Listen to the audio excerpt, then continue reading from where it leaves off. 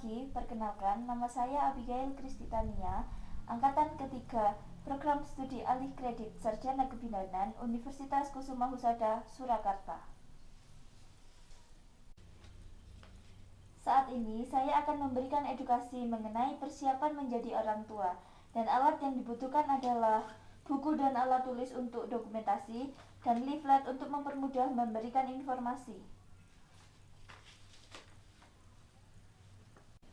Selamat pagi, ada yang bisa saya bantu? Saya mau konsultasi tentang rencana punya anak. Mbaknya sudah menikah? Sudah. Suaminya kemana? Kok tidak ikut? Bekerja. Oh, suaminya sedang bekerja. Baik. Sebelumnya saya akan mendata nama ibu dulu ya.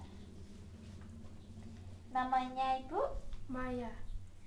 Maya. Suaminya? Surya. Ya. Usianya? Usia ibu? Saya 21 tahun, suami saya 22 tahun. 22.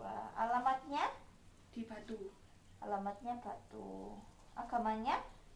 Kristen. Kristen. Suku bangsa Indonesia ya, Bu? Iya. Golongan darahnya tahu? A. Golongan darah A. Suaminya? AB. AB. Pendidikan terakhir? SMA. SMA. Suaminya? SMA. SMA. Pekerjaannya ibu? Ibu rumah tangga. Ibu rumah tangga. Suaminya? Wira swasta. Suaminya wira swasta. Untuk usia pernikahannya berapa ya, Bu? 2 bulan. 2 bulan menikah. Oh, baru ya. Selamat ya menjadi pengantin baru. Ya, terima kasih. Sebelumnya saya akan mengedukasi dulu. Kenapa sih kok sangat penting untuk mengetahui informasi-informasi sebelum menjadi orang tua atau sebelum merencanakan punya anak. Karena yang pertama, menjadi orang tua itu ya ada susahnya juga ada gampangnya. Yang pertama kenapa? Karena anak itu harus dididik dengan baik, kemudian tumbuh kembangnya juga harus diamati dengan baik. Jadi kalau semisal asal punya anak terus tidak tahu bagaimana cara mendidiknya, bagaimana perkembangannya harus begini atau begini, itu nanti akan menjadikan anak bisa susah beradaptasi dengan lingkungan, susah mendapatkan teman, juga minder atau tidak percaya diri. Itu yang pertama. Kemudian yang kedua, persiapan yang harus disiapkan itu juga banyak. Nggak hanya saya menjadi orang tua nggak ada yang dipersiapkan. Persiapannya itu yang pertama finansial. Kenapa finansial? Karena pada saat hamil itu nanti juga ada pemeriksaan yang harus rutin setiap bulan, setiap minggu, atau setiap ada keluhan, untuk memantau perkembangan ibu dan perkembangan janin, untuk mengurangi resiko-resiko yang nanti akan bisa jadi ditimbulkan pada saat kehamilan. Kemudian persiapan psikologis juga penting, karena hamil dan punya anak itu harus punya perasaan senang. Itu sangat berpengaruh terhadap kesehatan janin dan kesehatan ibu. Kemudian dukungan keluarga juga penting. Kenapa juga penting? Karena nggak mungkin yang mengurusi semua itu hanya ibu dan suami ibu. Pasti juga butuh orang tua, butuh kakek neneknya untuk mengatur ini, mengatur itu, supaya fokusnya hanya untuk janin saja. Fokusnya hanya untuk saat itu ibu sedang hamil dan suaminya membantu ibu. Kemudian persiapan persalinan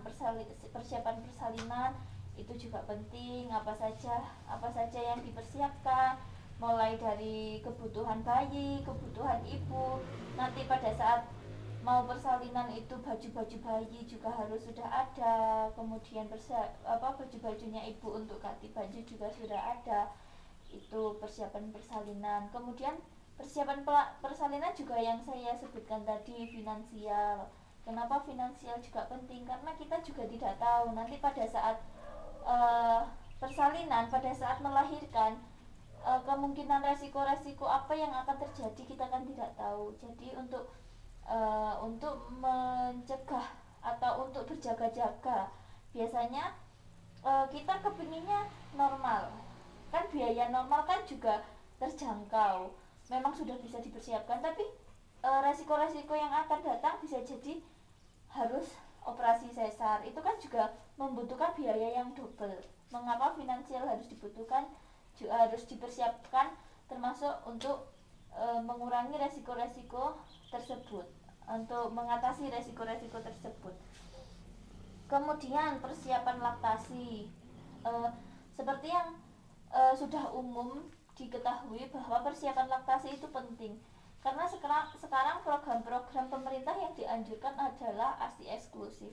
ASI eksklusif itu menyusukan bayi ASI, air susu ibu, dari awal lahir sampai 6 bulan ke depan, itu tanpa dikasih susu formula dan MPASI atau makanan pendamping, karena ASI itu sudah mencukupi nutrisi-nutrisi bayi tersebut, jadi sudah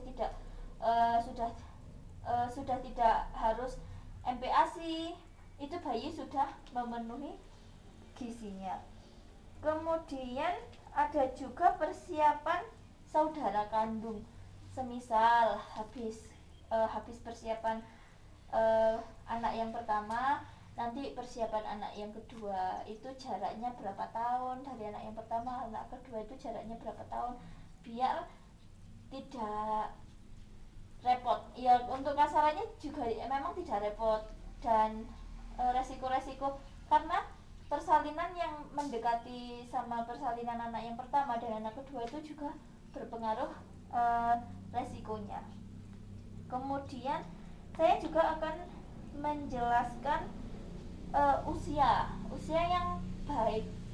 Mbak sekarang usianya berapa? 21 itu sudah termasuk baik untuk mempunyai anak, karena usia yang usia yang dianjurkan untuk siap dari segi fisik dan segi reproduksinya itu adalah usia 20 sampai usia 30 tahun. Kenapa? Karena di bawah usia 20 tahun itu memiliki resiko-resiko tinggi. Resiko pertama ya anak di bawah usia di bawah umur kan secara pikiran, secara usia reproduksinya kan belum matang. Nah, jadi usia yang pas untuk punya anak adalah usia tersebut, 20 sampai 30 tahun. Lah, kenapa kok tidak boleh melebihi usia 30 tahun? Karena kalau usia semakin tua itu juga memiliki resiko tersendiri. Resikonya apa? Nanti pada saat persalinan sudah tidak kuat mengejan, kemudian apalagi kalau punya riwayat-riwayat penyakit resiko tinggi seperti hipertensi atau apa yang sudah pernah diderita. Kemudian saya akan menjelaskan tentang persiapan kehamilan. Persiapan kehamilan itu juga harus mempersiapkan fisik, harus persiapan fisik.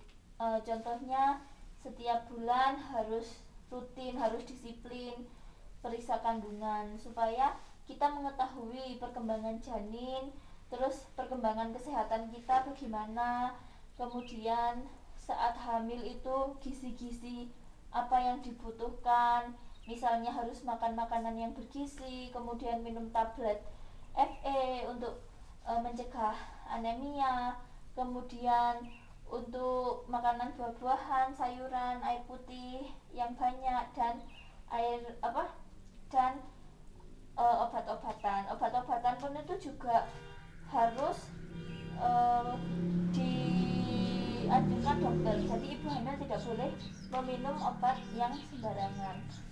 Kemudian persiapan gizi yang sepertinya saya sampaikan tadi, makan makanan yang bergizi seperti itu, makanan buah-buahan dan macam-macam. Kemudian selanjutnya adalah imunisasi tetanus. Imunisasi tetanus itu wajib 5 kali dalam hidup. Semisal sebelum menikah pasti sudah suntik tetanus kan? Iya. Sudah. Nah, 1 kali kan ya. 1 kali suntik tetanus pada sebelum menikah. Dan tahun-tahun lalu pada saat SD kan juga ada imunisasi di SD, di SMP, kemudian di SMA. Kalau sudah dihitung lengkap 5 kali suntik tetanus, berarti Anda sudah boleh menikah. Karena sekarang syarat untuk mengajukan pernikahan adalah suntik imunisasi tetanus tersebut. Kemudian kesehatan reproduksi. Kesehatan reproduksi juga penting, harus menjaga kebersihan di alat genitalianya, di Mrs. V-nya itu juga harus selalu bersih, ganti celana dalam sehari 3 kali atau 4 kali, atau bahkan setelah pipis terasa lembab atau pada saat keputihan itu juga penting mengganti celana dalam, karena kalau tidak menjaga kebersihan bisa menyebabkan jamur, gatal-gatal atau keputihan disertai bau dan warna dan bau yang sangat menyengat. Kemudian kesehatan mental ibu. Kesehatan mental ibu itu juga penting. Seperti yang saya sampaikan tadi, psikologis itu menentukan kesehatan janin. Karena ibu hamil itu harus bahagia kalau akan mempunyai anak.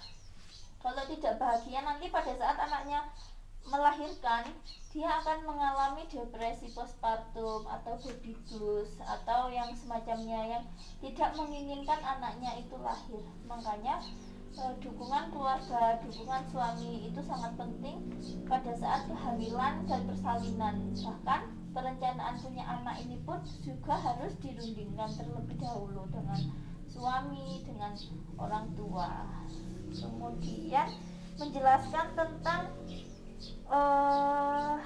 persiapan finansial ya, yang seperti saya sampaikan tadi.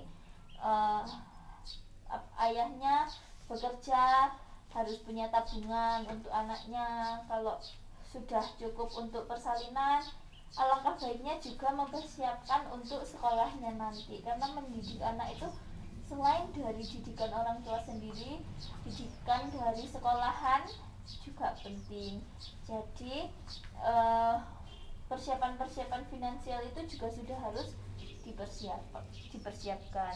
Kemudian persiapan ASI ya, seperti yang saya sampaikan tadi, bahwa sekarang ASI eksklusif itu juga sudah wajib lah. Boleh minum sufor apabila anak tersebut mempunyai alergi terhadap ASI-nya ibu. Tapi saya kira kecil kemungkinan untuk alergi ASI. Justru yang banyak itu alergi susu formula. Makanya jangan sampai punya pikiran, oh anakku nangis terus dikasih minum terus-terusan, dia bakalan kenyang, bayinya bakalan kenyang, dan yang membuat bayi tersebut menangis juga adalah kekenyangan. Karena lambung bayi itu kan kecil, makanya harus minum susu ASI itu gak boleh kurang dari 2 jam. Jadi jangan mentang-mentang anaknya nangis, oh tak susuin, tak asiin biar diem, padahal sebaliknya. Biasanya bayi menangis itu juga karena kekenyangan juga bisa. Kemudian persiapan adaptasi dengan saudara. Semisal nanti mempunyai anak lagi, itu juga harus dididik supaya adik sama kakaknya ini tidak gampang berantem, tidak crash, atau jadi misal sedang di hamil anak kedua, kakaknya ini diajak memeriksakan adiknya, mengelus-ngelus perutnya ibu untuk melihat kondisi adiknya gitu, untuk menghindari terjadinya nanti kalau sudah lahir takutnya iri sama kakaknya, iri sama adiknya, kemudian berantem, rebutan mainan atau apa gitu. Itu makanya sangat penting untuk memberikan edukasi kepada adiknya atau kakaknya nanti pada saat punya rencana anak yang kedua. Kemudian jangan lupa untuk selalu kontrol ya, ke nanti kalau sudah hamil dan sudah melahirkan juga, kontrol ke petugas kesehatan itu sangat penting untuk mengontrolkan kesehatannya. Kemudian juga keterlibatan orang tua itu juga sangat dianjurkan ya, karena pada saat punya bayi itu kita itu sangat betapa riwahnya, betapa terbatasnya kita menjadi orang tua. Makanya kenapa harus melibatkan orang tua ya seperti itu. Kalau kita sibuk dengan bayinya, orang tua bisa membantu kita begitu. Bagaimana? Apakah ada yang ditanyakan lagi? Sudah jelas. Sudah jelas, sudah cukup? Ya, cukup. Baik. Terima kasih. Terima kasih.